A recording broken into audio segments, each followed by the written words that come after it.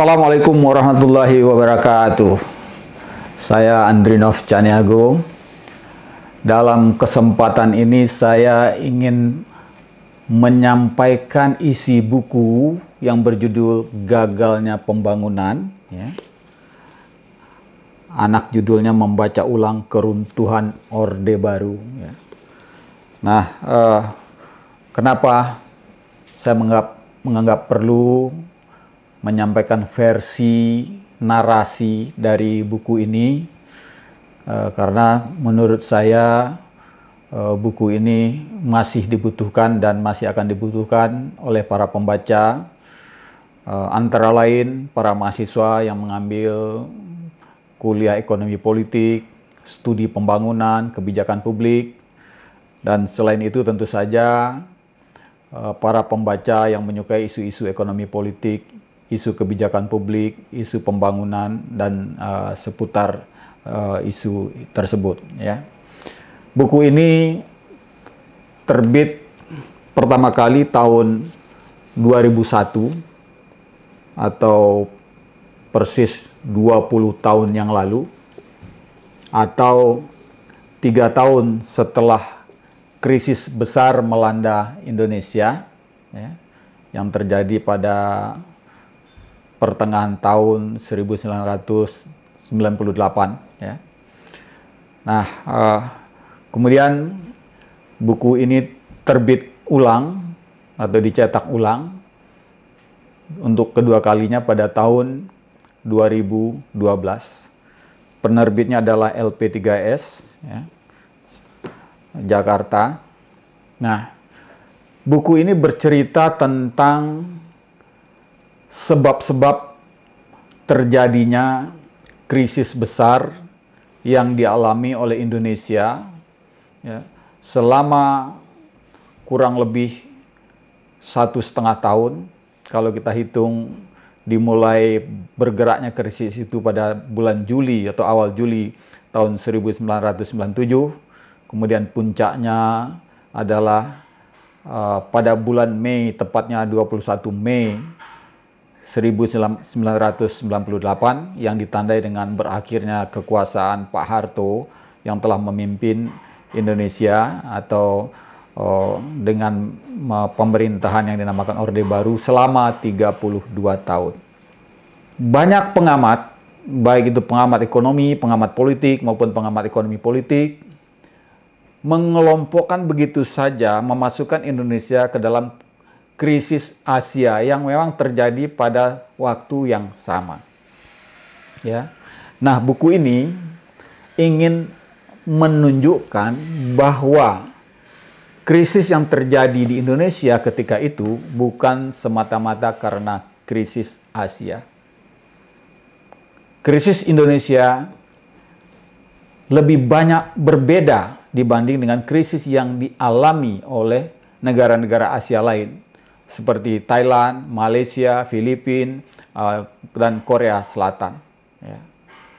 Data-data ekonomi, data-data pemulihan ekonomi, data krisis sosial itu akan menunjukkan banyak perbedaan antara Indonesia dan negara-negara yang mengalami krisis Asia ketika itu. Bahwa krisis Asia adalah pemicu itu betul. Ya.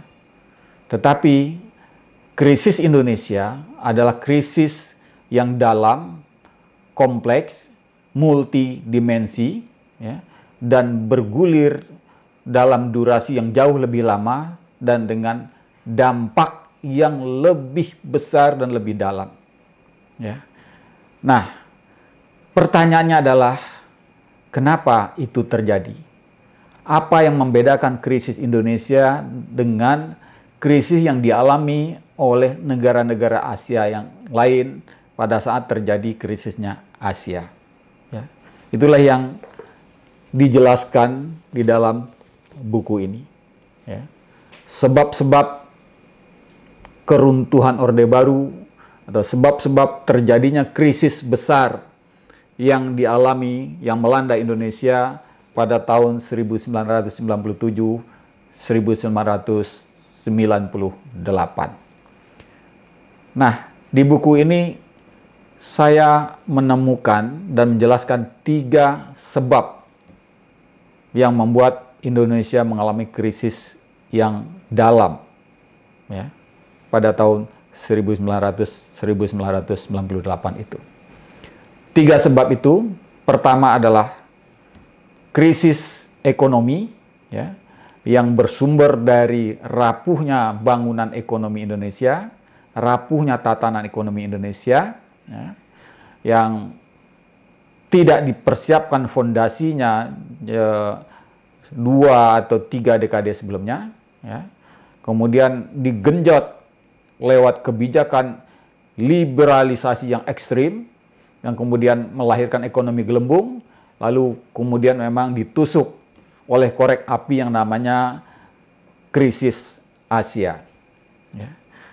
Itu yang pertama. Ya. Yang kedua adalah krisis politik.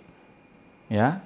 Jadi bersamaan dengan krisis ekonomi, juga bergulir krisis politik, ya, yang perlahan-perlahan kemudian juga akhirnya meledak, ya, bersama dengan krisis ekonomi.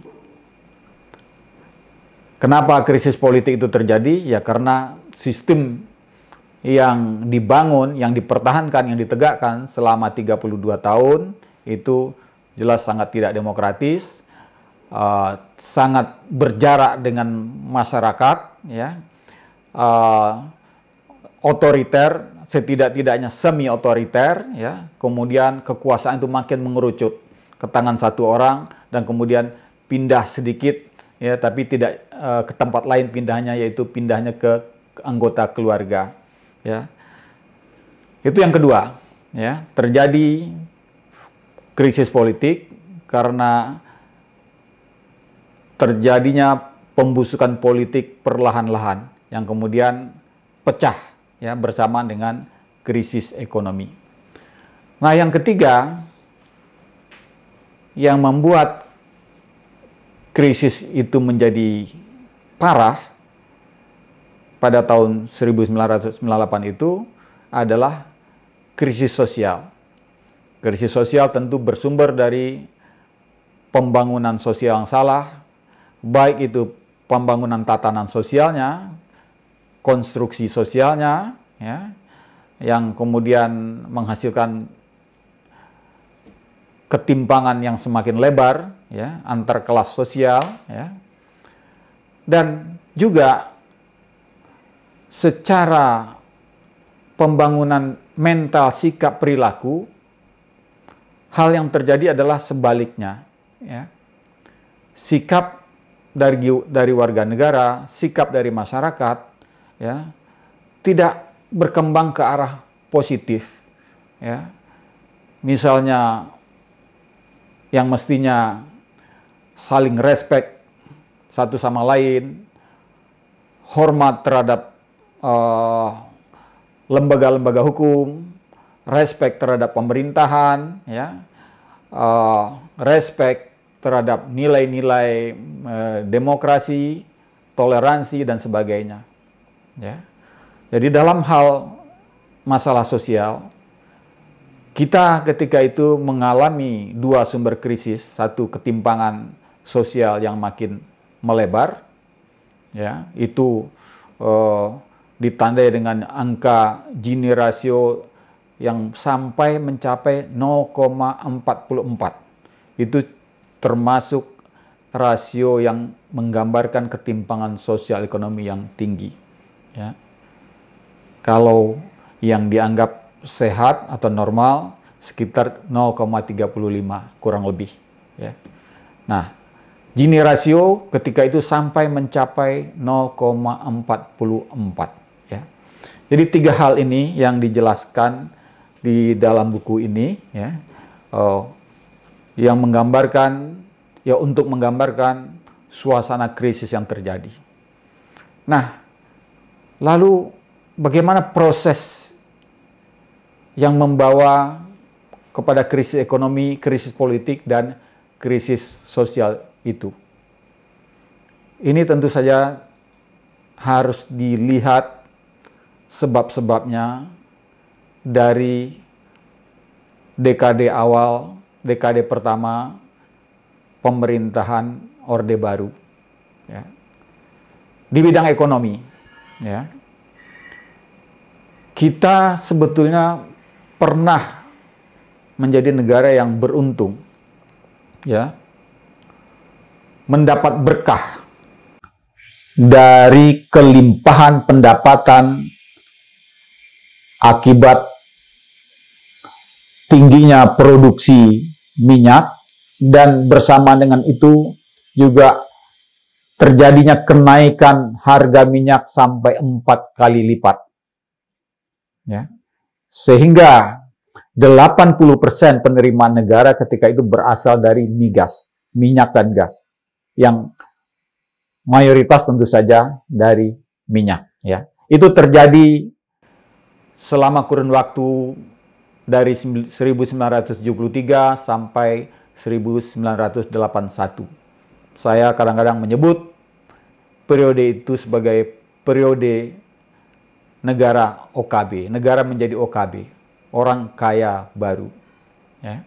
Karena memang Indonesia mendapat berkah, ya, dari lonjakan harga minyak, dan pada saat yang sama investasi yang sudah mengalir dari tahun 69, 70, 71, ya, lewat keterbukaan ekonomi yang dibuat oleh Orde Baru pada tahap awal, kemudian berhasil menghasilkan produk antara lain yaitu produksi minyak. Ya. Jadi efek dari masuknya investasi, ya, sebagai hasil dari liberalisasi, ya, jaminan bagi investor asing, keterbukaan ekonomi, kemudian investasi itu kemudian memproses produk, ya, di sektor sumber daya alam, khususnya minyak. Maka mulai tahun 73 produksi minyak Indonesia melonjak. Nah, pada saat yang sama Indonesia dapat keberuntungan lain, yaitu naiknya harga minyak sampai 4 kali lipat.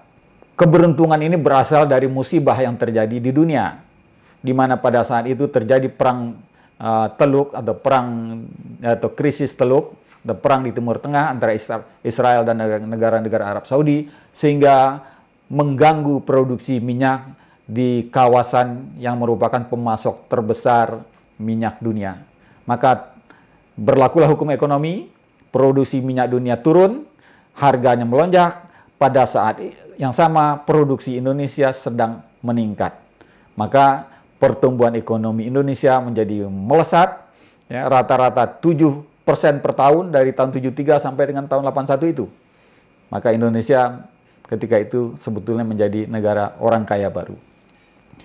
Tetapi disitulah juga terlihat kesalahan kebijakan ekonomi, kesalahan politik ekonomi, ya, yang dilakukan oleh pemerintah Orde Baru.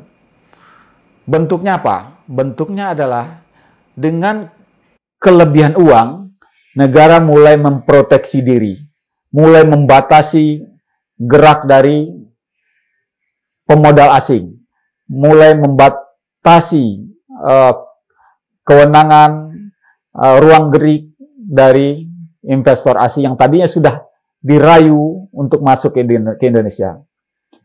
Misi pemerintah ketika itu adalah untuk memperkuat pengusaha nasional. Tapi caranya keliru, yaitu dengan memanjakan mereka, dengan memproteksi mereka, dengan memberikan sektor-sektor khusus, ya, yang dilindungi oleh negara, dibatasi bagi pihak asing untuk masuk. Begitu juga proteksi impor, ekspor, dan sebagainya. Begitu juga proteksi untuk proyek-proyek yang berasal dari APBN dan BUMN. Ya. Nah, pemerintah ketika punya uang banyak itu justru memanjakan pengusaha nasional. Ya. Dari yang seharusnya mendidik pengusaha nasional untuk siap bersaing bila terjadi keterbukaan ekonomi atau krisis ekonomi, ya, globalisasi ekonomi pada periode berikutnya. Nah, tapi yang dilakukan oleh pemerintah ketika itu adalah justru dengan merasa penerimaan negara mudah didapat, jumlahnya besar, maka mulai mendiskriminasi investasi asing, kemudian memberikan hak-hak istimewa kepada pengusaha-pengusaha nasional dengan maksud ingin membesarkan pengusaha nasional, tetapi tentu dengan cara yang salah. Ya. Nah, akibatnya kita tidak membangun fondasi ekonomi. Kita tidak mengalokasikan anggaran yang pemasukan yang besar itu untuk menganggarkan R&D, inovasi teknologi, kemudian membangun infrastruktur industri, ya, dan lain sebagainya yang membuat Indonesia siap dengan ekonomi yang berbasiskan inovasi, nilai tambah, teknologi, pengetahuan, dan sebagainya. Itu hal yang dilupakan ketika dana negara cukup sebetulnya untuk membiayai anggaran R&D yang signifikan, juga membangun infrastruktur, misalnya teknopark, ya, kawasan industri, dan lain-lainnya. Itu tidak dilakukan. Tapi yang dilakukan adalah membangun kelas pengusaha yang dimanjakan. Ya. Nah, kemudian terjadi krisis minyak. Dalam arti harga minyak kembali turun, merosot jauh ke bawah, ya. Dari 36 US dollar per barel hingga mencapai turun ke angka 12 US dollar per barel. Dampaknya tentu saja luar biasa bagi penerimaan negara. Ya, penerimaan negara yang tadinya 80% dari minyak atau migas tinggal 40%, dan secara total penerimaan negara itu merosot jauh. Akibat terjadinya perubahan di dalam politik kawasan di Timur Tengah dan politik global, dan pada saat yang sama juga karena pengalaman beberapa tahun sebelumnya negara-negara maju melakukan inovasi-inovasi teknologi untuk menciptakan teknologi yang hemat energi. Akhirnya permintaan akan minyak menurun, kemudian supply kembali normal karena ladang-ladang minyak di kawasan Timur Tengah mulai berproduksi normal. Akibatnya hukum ekonomi pun berlaku, supply meningkat, harga turun, dan itu sangat berdampak pada Indonesia. Maka di tahun 81-82 atau memasuki dekade 80-an, Indonesia menghadapi goncangan ekonomi, ya, di masa Orde Baru, ya. Goncangan ekonomi pertama di masa Orde Baru, di mana krisis keuangan, krisis anggaran, ya. Nah, untuk menjawab itu tidak ada pilihan, ya, selain melakukan penyesuaian struktural namanya, atau restrukturisasi ekonomi, ya, ke arah memperkuat ekonomi non migas, ya, untuk produksi dan untuk ekspor, ya. Maka nama orientasinya ketika itulah orientasi kepada ekonomi non migas, ya. Tetapi dampak dari kebijakan atau strategi yang salah sebelumnya itu juga langsung terasa. Karena pengusaha-pengusaha kita tidak siap dengan ekonomi industri, tidak siap dengan ekonomi yang bersaing, tidak siap dengan ekonomi yang menghasilkan produk-produk berbasiskan nilai tambah, berbasiskan ilmu pengetahuan dan teknologi, berbasiskan inovasi, ya. Nah, padahal ketika itu ada peluang, ya. Peluangnya adalah pada saat yang sama di era awal tahun 80-an, negara-negara industri baru Asia plus negara pelopor industri Asia yaitu Jepang, ya, bersama negara industri baru Asia, Korea Selatan, Taiwan, Hong Kong, Singapura, pada saat itu sedang merestrukturisasi ekonominya, ya, dengan cara mendorong keluar industri-industrinya yang padat tenaga kerja. Nah, di perjalanan tahun 80-an awal sampai ke pertengahan, muncul lagi satu beban politik, ya, yang harus diakomodir oleh kebijakan-kebijakan penyesuaian struktural yang paradok tadi, yaitu bangkitnya sekelompok pelaku usaha baru yang berasal dari cendana, yang tidak lain adalah putra-putri Pak Harto yang baru tamat SMA, kemudian tertarik atau diajak oleh pengusaha-pengusaha konglomerat untuk terjun ke bisnis. Dan tentu saja, ya, mereka menginginkan adanya proteksi hak-hak istimewa, ya, yang sudah dinikmati oleh pengusaha-pengusaha nasional lain sebelumnya. Nah, akibatnya, ya, kebijakan yang tadinya sudah mengandung benih-benih kontradiksi, paradok, dan ambigu berlanjut. Akibat lebih lanjutnya, ya, Indonesia tidak menarik, ya, bagi investasi dari luar.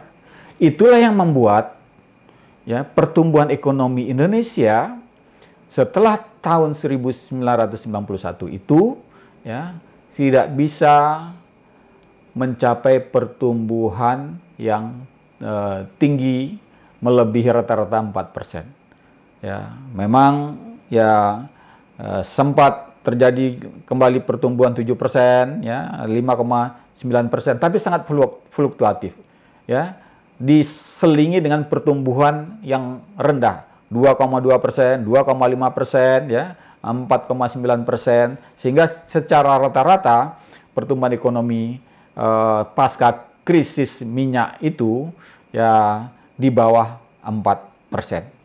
Ya. Padahal berbagai deregulasi, debirokratisasi, liberalisasi sudah dilakukan. Bermacam-macam paket sudah dikeluarkan oleh pemerintah Orde Baru di tahun 80-an awal itu.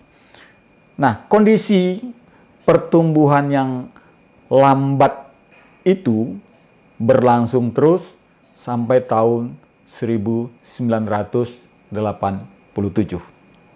Ya.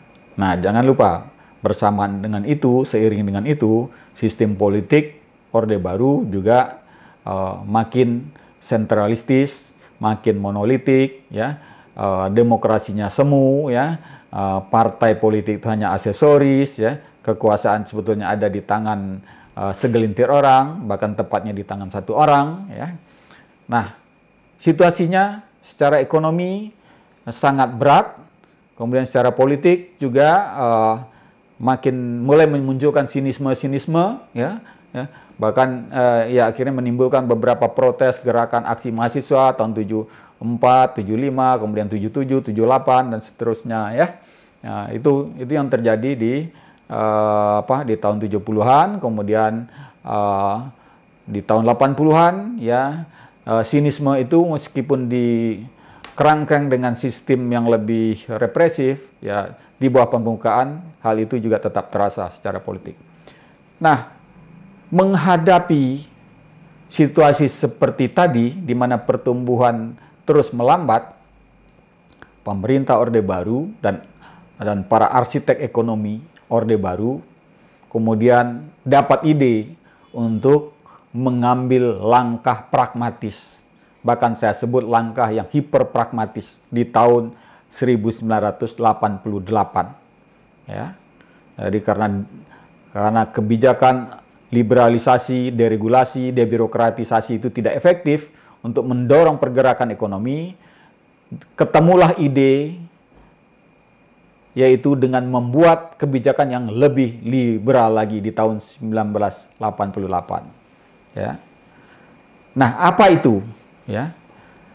Nah, lewat kebijakan, paket-paket kebijakan antara lain yang terkenal adalah Pakto atau Paket Oktober 88, pemerintah mengambil inisiatif lebih meliberalkan lagi sektor perbankan, sektor investasi, sektor pasar modal, ya, dan kemudian ditambah dengan liberalisasi di sektor pertanahan, ya.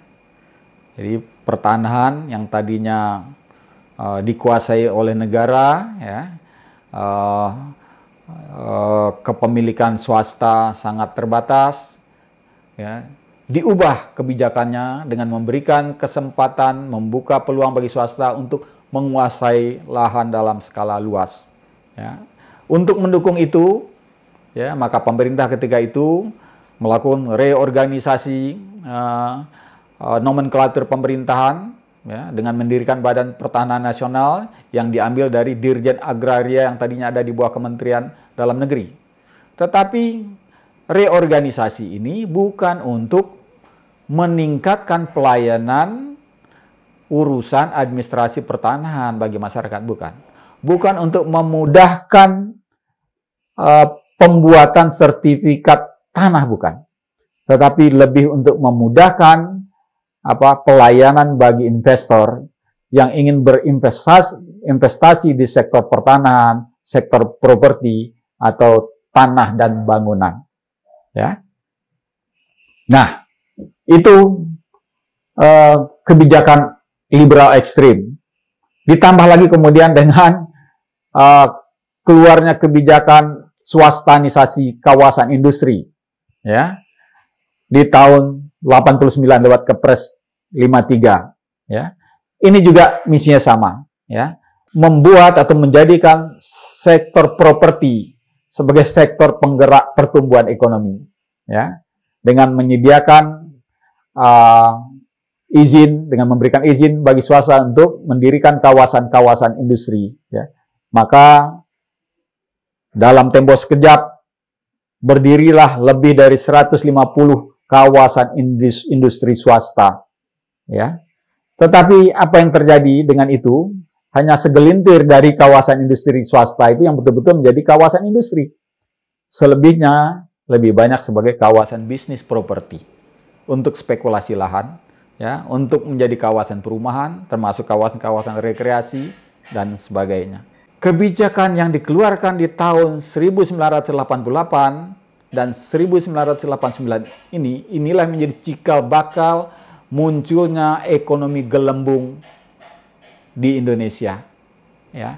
Inilah asal usul lahirnya krisis ekonomi, ya, dari faktor ekonomi. Ya. Karena memang di satu sisi kebijakan-kebijakan itu menggerakkan ekonomi secara spektakuler, bahkan pertumbuhan ekonomi dari tahun 1988 sampai dengan 96, bahkan sampai awal 97, itu mencapai rata-rata per tahun 7,2%. Dan itu lebih tinggi dari rata-rata pertumbuhan ekonomi yang terjadi pada era bom minyak, atau dari tahun 1973 ke tahun 1981. Jadi hasil dari liberalisasi yang ekstrim itu tadi memang berhasil menciptakan pertumbuhan ekonomi yang spektakuler. Tapi ingat, ya, bangunan ekonomi yang terbentuk adalah bangunan ekonomi yang rapuh, yang fondasinya rapuh, ya, karena digerakkan oleh sektor-sektor yang spekulatif, sektor yang tidak bisa diperdagangkan atau diekspor ke luar negeri, yaitu properti, kemudian juga bisnis keuangan atau perbankan, ditambah lagi dengan bisnis di pasar modal, perdagangan-perdagangan saham di pasar modal, ya. Memang sektor real atau manufaktur ikut bergerak, ya, tetapi pergerakan di sektor-sektor yang non-traded atau yang spekulatif itu tadi itu jauh lebih tinggi. Inilah awal bom ekonomi Indonesia, ya. Ekonomi yang bubble, yang menunggu korek api, yang menunggu tusukan jarum untuk membuat dia meledak, ya. Ya, memang transaksi-transaksi di sektor properti dan perumahan terjadi luar biasa. Oh ya, pada saat yang sama juga ada lagi kebijakan yang makin mendorong pesatnya pertumbuhan sektor properti, yaitu swastanisasi jalan tol. Nah, tapi ingat, swastanisasi jalan tol memang untuk menambah ruas jalan. Tetapi misinya bukanlah untuk memperbaiki prasarana lalu lintas atau transportasi. Tapi lebih utama misinya adalah untuk menggerakkan sektor properti. Karena nyatanya pembangunan jalan tol itu adalah untuk menggerakkan investasi-investasi di tanah dan bangunan. Ya, dan itu terlihat sekali dari perilaku investor dan atau pengusaha ya, yang selalu mempromosikan. Pertama mereka mencari lokasi-lokasi yang dekat pintu tol, lalu mereka mengiklankan bahwa lokasi mereka dekat dari pintu tol, sekian menit dari pintu tol, dan itu membuat memang transaksi di sektor properti makin meningkat lagi. Ya, tapi ingat, itu adalah ciri-ciri dari ekonomi gelembung atau ekonomi bubble. Ya, nah itu perkembangan ekonomi. Ya, nah, juga pada saat yang sama karena begitu nikmatnya pertumbuhan ekonomi yang digerakkan oleh sektor perbankan, sektor properti itu tadi, kemudian ya gairah investasi juga makin tinggi, termasuk kemudian godaan untuk berhutang oleh pengusaha-pengusaha itu, oleh investor itu dari mata uang asing dan dari dana-dana jangka pendek. Ya. Nah, pada saat yang bersama dari sisi pembangunan politik, situasi gerah yang dipendam diam-diam, situasi jenuh, ya, situasi tidak suka dengan cara-cara elit politik, monopoli kekuasaan, itu juga makin tumbuh. Apalagi kekuasaan kemudian tidak hanya tersentralisasi di tangan Pak Harto, tetapi juga di tangan Pak Harto kemudian dibagi juga ke putra-putri beliau. Karena semua orang, pengusaha atau yang ingin mencari jabatan politik harus mengakses keluarga cendana ketika itu. Bahkan seorang cucu beliau pun menjadi orang yang berpengaruh ketika itu. Itu yang terjadi di dalam hal pembangunan politik, ya. Sehingga diam-diam pergerakan menuju pembusukan politik juga sedang berjalan di akhir tahun 80-an, kemudian di tahun 90-an itu. Nah, di dalam pembangunan sosial atau perilaku sosial apa yang terjadi?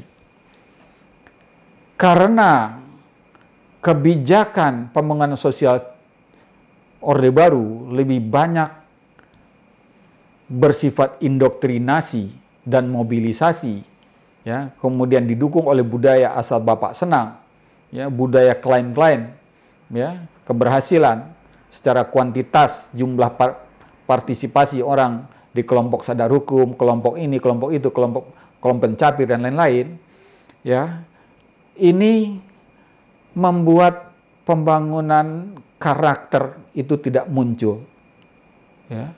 Sebaliknya justru yang membesar adalah secara diam-diam karakter-karakter yang negatif. Tidak percaya kepada penegakan hukum, tidak percaya kepada aparat, tidak percaya kepada negara, walaupun sikap itu lebih banyak dipendam karena sistem politiknya yang militeristik dan represif, ya, otoriter atau semi-otoriter. Nah, sisi lain dari pembangunan sosial di samping perilaku yang diam-diam tumbuh ke arah negatif, dari tatanan ekonomi, tatanan sosial ekonomi, ya, pembangunan sosial kita ditandai dengan makin timpangnya antar kelas sosial, antar kelas atas dan kelas bawah. Ya, dan itu nampak dari perkembangan Gini rasio, ya, yang terus naik dari 0,35, 0,38, 0,40 dan sampai mencapai 0,44. Dan itu sebetulnya sudah lampu kuning bagi sebuah tatanan sosial, ya, kalau angka Gini rasio itu mencapai 0,44. Ya. Nah, jelas ekonomi yang gelembung, rapuh, bubble, ya, yang rawan dibakar korek api atau ditusuk jarum, kemudian politik yang makin sentralistis, makin otoriter, ya, makin monopoli, bahkan monopolinya yang kemudian pindah ke keluarga, ya. Lalu perilaku sosial yang juga mulai mengekspresikan diri dalam bentuk perlawanan-perlawanan, ya, Kita lihat ya sejak tahun 90-an awal, 91, 92, 93, aksi-aksi massa mulai muncul, bahkan terus meningkat ya. Kekerasan-kekerasan, konflik-konflik sosial itu makin meningkat ya. Nah, itu menandakan bahwa masyarakat, kelompok-kelompok masyarakat mulai makin berani mengaktualisasi, mengekspresikan ya protes-protes mereka, sikap-sikap mereka yang anti hukum itu ya di ruang publik. Itu akan terlihat ya dari data-data ya, jumlah demonstrasi, jumlah aksi massa, bahkan juga jumlah penghakiman massa terus naik. Inilah 3 situasi yang terus tumbuh sampai menjelang datangnya krisis Asia pada bulan Juli tahun 1997 itu. Ya. Krisis Asia itu sendiri pertama menyentuh Thailand ya, yang membuat mata uang Baht itu terpukul, ya, jatuh, kemudian menimpa Malaysia, bergulir ke Filipina, kena ke Indonesia dan Korea Selatan. Ya, maka terjadilah pertama memang gejolak moneter. Tapi gejolak moneter hanya terjadi dialami oleh negara-negara Asia yang lain. Di Indonesia yang terjadi bukan hanya gejolak moneter, ya, tetapi gejolak sosial ekonomi, kemudian gejolak politik ya yang mulai muncul ya, dan tentu saja ekonomi yang dalam ancaman krisis. Maka menjelang tahun 1997 itu ya, 3 ancaman itu sedang datang bergandengan. Ancaman krisis ekonomi, ancaman krisis politik, dan ancaman krisis sosial. Nah, datanglah kemudian krisis Asia, kemudian membuat rupiah terguncang, ya, kemudian dicoba dipertahankan dengan intervensi-intervensi, tapi kemudian pemerintah dan negara menyerah, kemudian mata uang diambangkan, maka rupiah pun jatuh. Ya, sampai mencapai 16.000 per US dollar yang tadinya sekitar 2.200, 2.300, 2.400. Ya. Akibatnya ya nilai-nilai aset properti para pengusaha maupun konsumen atau nasabah itu jatuh. Maka lahirlah kemudian kepanikan. Ya, kepanikan oleh nasabah di kalangan nasabah bank, kemudian mereka menarik uangnya rame-rame. Ya, kepanikan di kalangan konsumen, ya, mereka memborong sembako dan sebagainya, situasi bergerak ke dalam suasana kacau. Di saat yang sama, ya, situasi yang mulai makin memanas, ya, yang terus gejolak-gejolak itu makin tumbuh, ya. Nah, masuk lagi oknum elit politik, ya, yang bertarung, ya, yang misterius, kemudian terjadilah peristiwa penembakan yang menewaskan 4 orang mahasiswa Trisakti. Disitulah kemudian gejolak besar terjadi, ya, huru-hara, kerusuhan, pembakaran itu mewarnai bukan hanya Jabodetabek tapi sejumlah kota di Indonesia. Tapi sebelumnya indikasi-indikasi untuk aksi massa penjarahan juga sudah pernah terjadi di tahun sebelumnya. Terjadi di Pekalongan, terjadi di Jabodetabek, terjadi di Makassar, terjadi di Banjarmasin.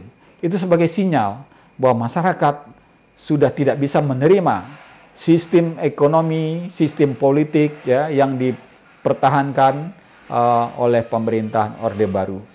Nah, datanglah peristiwa Mei, ya, yang dipicu dengan penembakan yang menewaskan 4 mahasiswa Trisakti, kemudian Indonesia mengalami kerusuhan besar-besaran, penjarahan dan sebagainya, kemudian ya aspirasi masyarakat itu ditumpahkan, ya, dan mendesak supaya pemerintahan Orde Baru diakhiri, mendesak supaya Presiden Soeharto turun dari kekuasaan, dan kemudian memang terjadi pada 21 Mei 1998 Pak Harto menyatakan mundur dari jabatan sebagai presiden. Nah, apa dampak sosial ekonomi yang terjadi ya, akibat krisis yang melanda Indonesia di tahun 1997-98 itu?